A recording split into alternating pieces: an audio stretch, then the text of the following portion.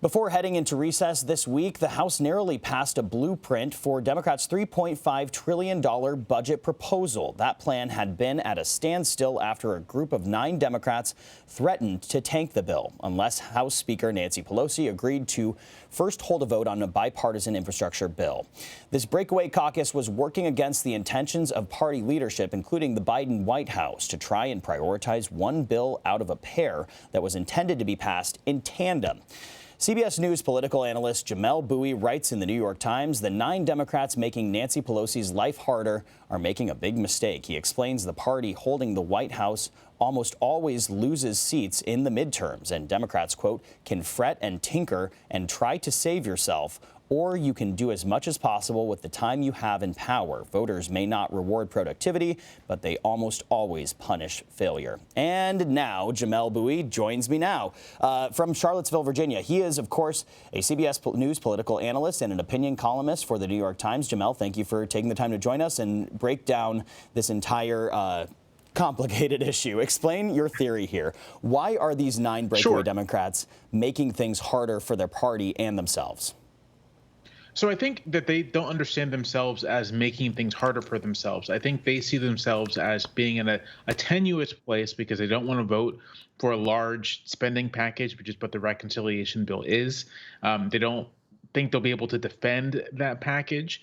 And they think that if they vote for it, there's a good chance that they may lose their seats. What's mistaken is that they don't really have that much control over their political fate. Like you said, the president's party almost always loses seats in the midterm. To the extent that that doesn't happen, it's because the president themselves remains pretty popular. And so my view is that the smart thing for these Democrats to do would not be to find ways to kind of reduce the size of the bill or even keep it from passing in the first place, but to make sure it gets passed and do everything they can to bolster Biden's agenda, because that is probably the only hope they have for surviving whatever midterm backlash comes next year. You say that they're making a big mistake and that people almost always punish failure. Let's put ourselves in their shoes for a minute. What exactly do you think these 9 Democrats are trying to gain out of this process, and what impact could that have on Democrats' priorities? I think that as far as what they're trying to gain, it's likely both reducing the size of the package, making it something that's a little more comfortable for them to support, or bolstering Senators Joe Manchin and Kyrsten Sinema, who will also have a hand in shaping the package and also want it to be smaller.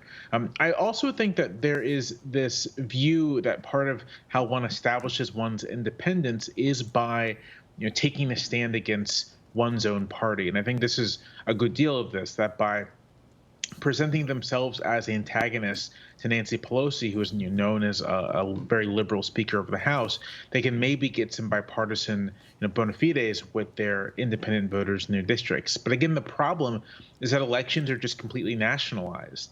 This might have worked a decade ago, 2 decades ago, when voters at the district level may split their tickets, may make a distinction between the person in the White House and their own congressperson. But that doesn't really happen anymore. That the situation right now, if you're an elected lawmaker, is that you rise and fall with your entire party. And so from that perspective, it's sort of counterproductive to do things that might make it more likely that your party ends up failing to pass its agenda.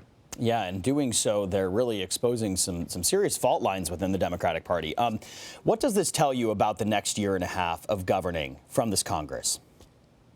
I mean, what this suggests to me is that this is sort of these next few months will likely be the last serious period of governing, that there's a lot of anxiety about next year's midterm elections, and that Democrats kind of just want to have something in hand to take to voters next year. And if that's the case, then I think that their best bet is just to take as much as they can as possible, which would mean passing sort of the full package of reforms here. I'll say, to this point about fractures within the Democratic Party, what is interesting is that these 9 members who are from the moderate and conservative end of the House Democratic Caucus don't really represent the entire moderate faction of the House Democratic Caucus, that there are other moderate Democrats who have taken the view that it is counterproductive for them to stand in the way in this manner. And I actually think that there's a bit more unity than you might see, or at least a bit more willingness to go through this process of negotiation between moderates and progressives for a common end, the common end being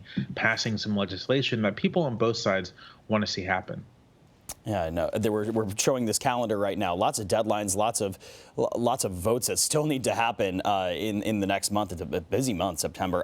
While we have you here, I want to ask you about last night's unsigned Supreme Court ruling that struck down the CDC's eviction moratorium. We'll have more on that, what it means for those behind on rent coming up. But I know you have thoughts on this. The court's trend of issuing major decisions from what's known as the shadow docket. Tell us about the issue you see here. Sure. So the shadow docket, for those who aren't familiar, is just a process by which the Supreme Court can take cases that might even be currently going through the lower courts and essentially decide them.